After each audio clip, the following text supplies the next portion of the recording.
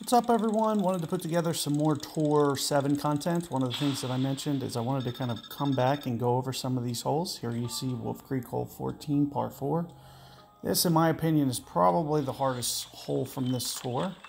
One of the things, that you might see is, I have very advanced clubs with these guides. It's going to be kind of a mixed bag in this tour. You'll see some higher content and you'll see some lower content as well. I've gone through it with kind of the bare minimum clubs, and then I also kind of want to go through for more developed bags as well. You'll see I play about 5 rings here, maybe try to counter the wind. We're going to go pretty full here on the power.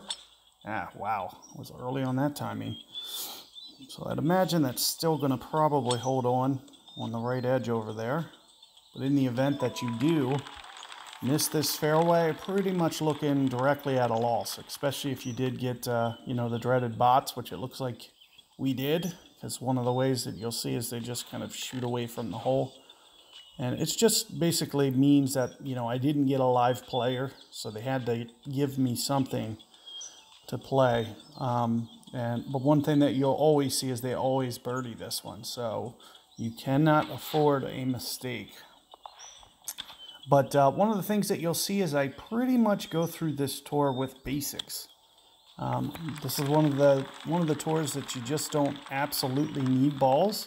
You can see I just clipped the rough, and the only reason I clipped that rough was the great ball. I don't know if you guys caught it. But all that is going to mean is we're just going to have to get, our ultimate shot here. You'll see this will be fairly easy to roll in. You won't even have to play any wind. I'm just going to kind of put this ball guide towards the hole. And as long as I get my ultimate, we'll still be going to the shootout here. So as you can see, we rolled that in with ease, but, ideally you do want to get that on the green. And I made a great ball there that I probably just shouldn't have. So, if anything, I could have great balled it right. Couldn't have great balled it to the left. As you can see, it just clipped the rough. You have to, on those tailwinds, you have to land very close to that rough. You won't have to land that close into like a headwind or more of a side wind. But here you'll see. Now, one of the things I do like is I do like to play this hole with a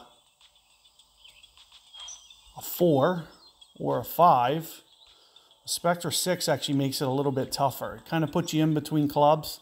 So there's two shootouts specifically that become, well, maybe even 3, that become harder once you get to a 6.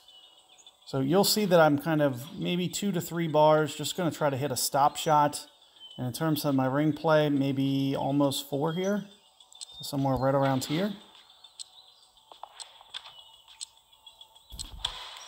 There you can see we get our ultimate. This tour is all about the ultimates. As long as we get our ultimates, we should be good. A little bit light on the ring adjustment.